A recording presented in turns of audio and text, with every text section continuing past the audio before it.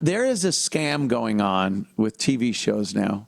It's born from the binge watch, from the fact that there's so many different platforms that are putting out their own exclusive programming. You know, Netflix used to just send out DVDs. Remember those days? Now they produce and create content, as does everything. Hulu, Amazon, Apple TV, they all produce their own content, exclusive content. That means there's a lot of shows being made. And the trouble with that is good ideas. It's very, very hard to come up with that many good ideas. Sometimes they hit on it, and many times they don't. And many times they try to take a good idea that might have worked at some point, and then they fuck it up and it turns into a bad idea. But what the scam I'm seeing with these movies, because of binge watching, the ability for people to just watch one episode right after the other. These are shows no one would watch if they were broadcast a week later. Like, you watch that first episode, you might catch the second episode a week later, but their shows just aren't good enough to keep watching and you know, get that weekly viewing in per episode. Like, obviously The Sopranos, even Lost. Lost was during a time where, you know, it was network television. You weren't binge watching it. You were kind of a slave to when it was on. And you wanted to be first to see it because you didn't want people ruining it for you if you wanted to record it on your TiVo and watch it later. So binge watching, it has made these shows now that are all from the same fucking mold. And here it is. First of all, your ensemble cast. That is what these shows are all about. You gotta love your ensemble cast. You got your star, you got your co-stars. Sometimes they're the star of the episode.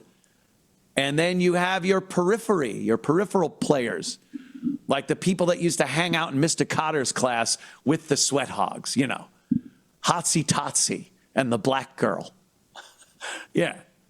So those are your ensemble casts.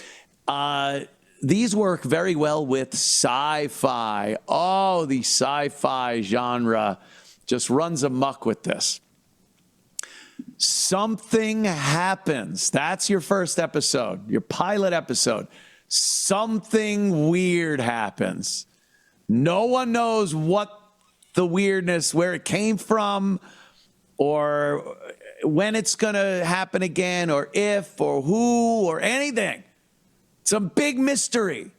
And they rope you in with that pilot episode. And everyone goes, I don't know. And the star's like, I'll try to handle this. And everyone's like, I'm scared. Don't be. We'll take care of that. And then episode 2. Oh, we still don't know what this is. Oh, it's such a mystery. There's a hint. I saw something there. Someone said something. Or, ooh. Let me clue you in. You're never going to find out what any of this is. That's what all these shows are about. They hook you with some weird twist, and then every subsequent episode is another mystery, another clue that doesn't go anywhere, another person in the ensemble cast that becomes more important or less important to the... Every fucking show. Every show. Sci-fis. What happened? 200 people disappeared on a flight, and then they showed up 10 years later. Whoa, crazy. Oh, there was an earthquake, and people disappeared. And they showed up 10 years later. Well, I've been watching, or I started watching, and I watched probably 8 episodes. I gave it a good try. It's a show called From. That's the name of it. Sorry, it's all you get. From. And the lead guy in this is the black guy from Lost. Remember him? Yeah. Well, he's one of the lead guys because it's an ensemble cast. Yeah, the lead guy. Remember him? He would walk around looking for his son in Lost. Walt! Walt! For weeks and weeks on end, he couldn't find Walt. We didn't know where he was. These all have a Lost vibe to them. There he is. The cast, the ensemble cast, the weirdness, the mystery. Is it some kind of supernatural thing, or is it a natural occurrence that people are misunderstanding? You won't find out. These shows go on because they want you to binge watch them, and they never give you an answer. So in this show, you're driving around. At some point, everyone that's in this town was driving. At some point, and they realize they came upon this downed tree in the middle of the road. And then they're like, oh, we can't go any further. We have to turn back. So when they turn back, they can't find anything else but this town. No matter which way they leave the town, they always come right back into it. You can't leave. And all these people at some point have been brought into this town this way. And they all have to be sat down and have a talking to. Some of these people have been there for years. Others for, a few days. And this crazy guy, has been there since he was a little kid. He's been there the longest. So he must have an answer to the... Nope.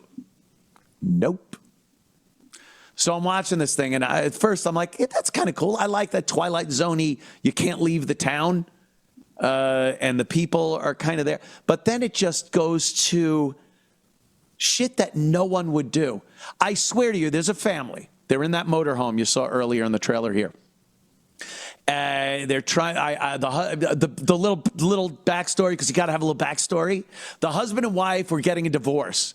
The older daughter knew, but the son didn't. They were going on this vacation, this camping vacation, to break it to the kids that they were going to get a divorce. But the husband secretly wanted to maybe use it as an opportunity to get the family all back together again.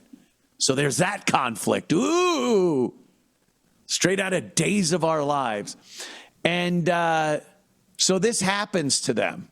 The girl is probably mid-teens, I guess, mid-teens.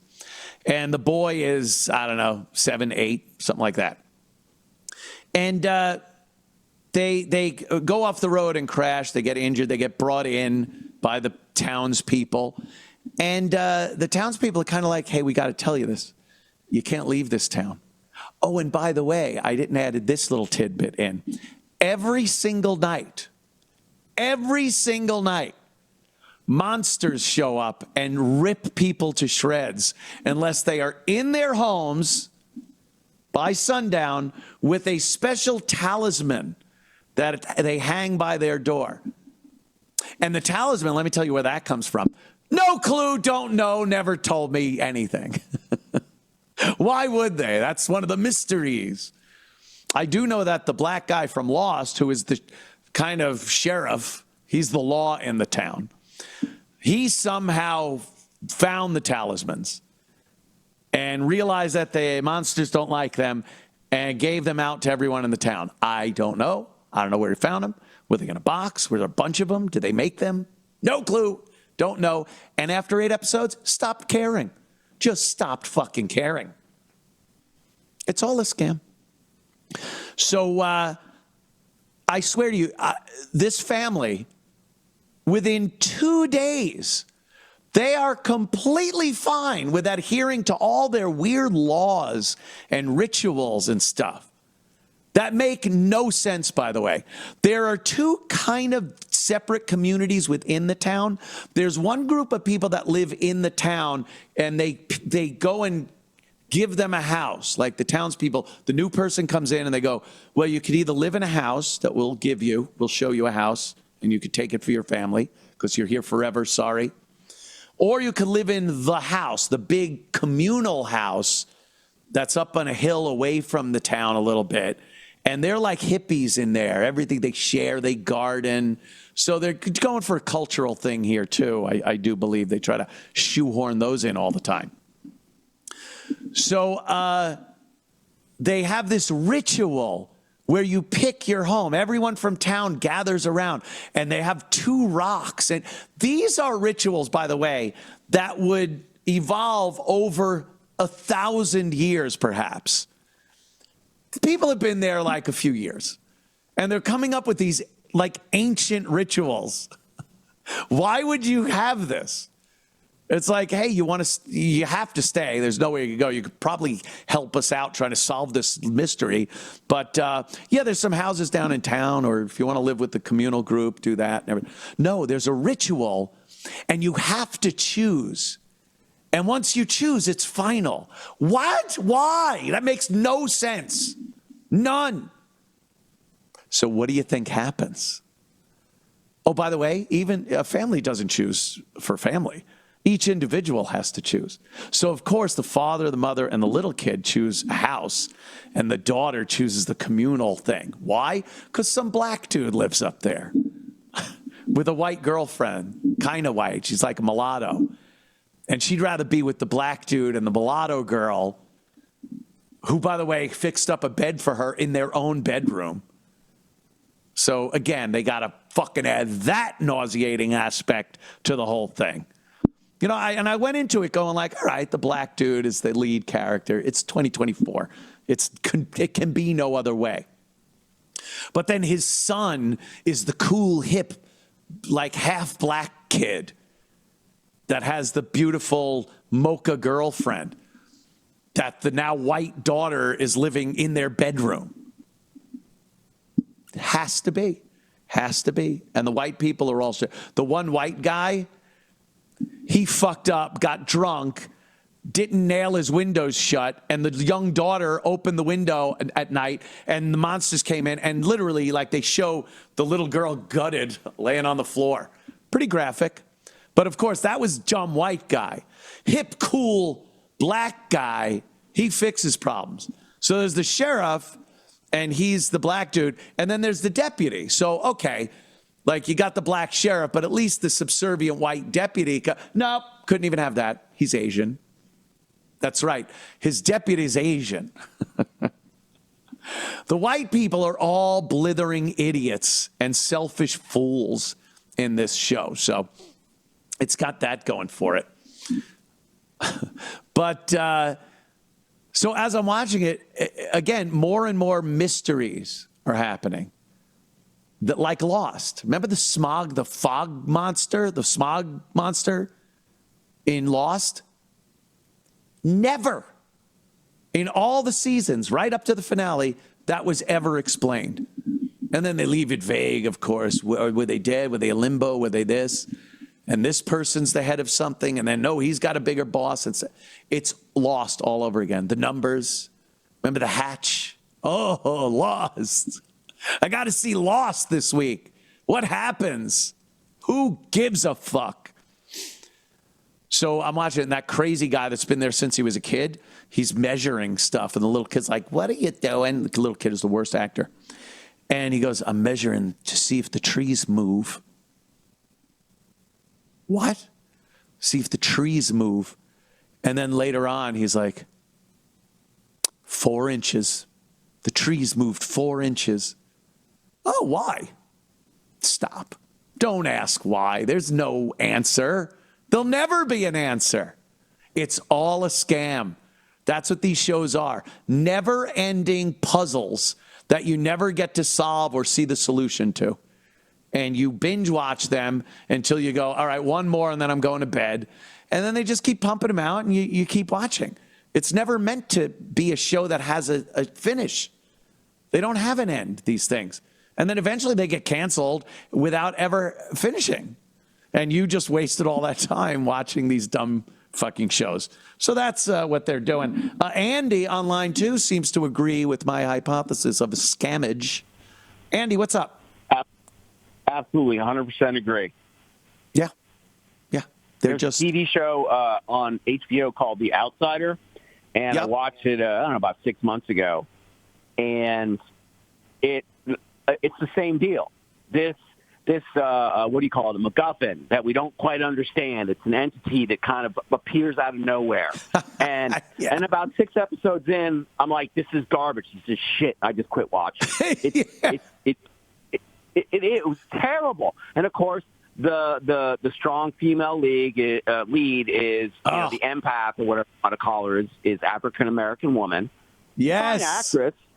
But the show is garbage. It's just garbage. And I got something. Sorry, I'm ranting. No, it's great. We're looking at a clip right now, really quickly, of this, and it looks just like the other shows. They even look like the same show. Yeah. It got a 7.6 on IMDb, which usually means it's good. And then I watched it. I'm like, this. They're not even trying. They're not even trying to have a plot line. I don't know how you get such insight. It's amazing.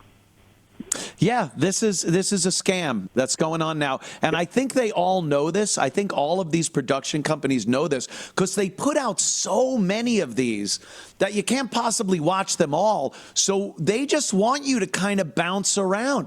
So the Netflix guys, you'll watch Netflix and watch some shitty show for 8 episodes, mission accomplished over at Netflix. Then you realize it's bullshit. So you go to HBO and watch their bullshit show for 6 episodes. Meanwhile, some people from HBO realized that was bullshit and went over to Netflix. So they're all getting an audience. It's the same kind of clusterfuck going on all over. They don't have to really write anything or pay attention to where a story's going or have legitimate characters or storylines. So they know you're just going to go like a buffet and take a little bit of that, a little bit of this. And, maybe after a year, you go, oh, there was that show I was watching on Netflix about a year ago. I don't remember. I remember some of it. I don't think it was too bad, though. Let me, take up where I left off. So you're constantly just going back and forth between utter and complete shit. Yeah.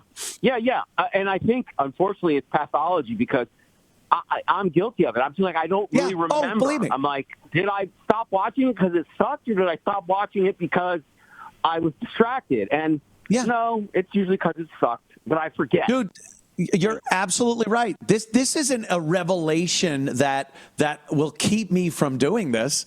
I know it, but I'm going to keep doing the same exact thing as you are. I'm going to just keep watching these shit shows for a few episodes and then go on to another shit show for a few episodes. Yep. This is the new way we watch television. I think years ago, there weren't as many shows, obviously. And I'm not even talking about just network television. When we had HBO, Showtime, they'd have their original series shows and whatnot. It still wasn't the sheer amount of shows that are out there now. So when you committed to a show, you kind of finished watching it. And if you could get through those weekly episodes, 3 or 4 of them, you were pretty committed to finishing watching it. And you kept going until it got way fucking ridiculous and you bailed out after a certain amount of seasons. Walking Dead. Walking Dead. I don't think I've ever seen a show that started so good and just went to unbelievable lengths of dog shit after a few seasons. Joe from the Kingdom United. What's up, Joe? The Returned. It's the exact same show as the ones you were just talking about. Really? Yeah. I got about 4 episodes into it before I gave up. It's about a small town. It's always a small town, Small isn't it? town. Yes. Small, normal-looking town, and for some reason, one day, everyone who died in the last, 10 years is resurrected with no explanation. And why? You How? have to wait for an explanation, and it never comes. It's all such shit. Yeah. It's all shit. And now, I do apologize because now you're going to see this a lot earlier than you might have. You'll see it within 3 to 4 episodes now instead of 6 to 8 episodes. You're going to realize, uh-oh, I think I'm watching a shitty show. So, yeah, I do apologize for that. But it was J.J. Abrams that started all this. And yes, he did with Lost, that whole J.J. thing. Abrams and Damon Lindelof, they started this whole thing. And I remember when Lost started, I think like the first episode of Lost, if I remember rightly, was pretty good. It was just like it was just a kind of a normal show about a plane crash, and the plane crash was done pretty well. And yes, and then absolutely.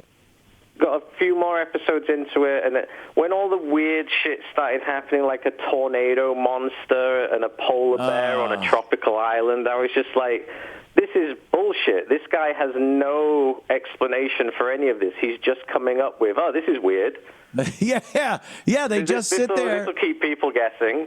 Yep. Keep people guessing, keep people tuning in. They'll all ask each other by the water cooler, I wonder what that means. And what it means nothing. It means absolutely nothing. It means you're hooked for another week, dummy. Yeah, exactly. Yeah. Very good. The Return. I'm going to have to pop that up, guys. Pop up a little of that trailer so I could see if it looks exactly like every other fucking shit show out there. Joe, thank you, my friend. It's the same cinematography, same shooting style, everything. Exactly. I see it already. Thanks, Joe. Later, man. Yeah, look. Tu crois que quand quelqu'un meurt, il peut revenir?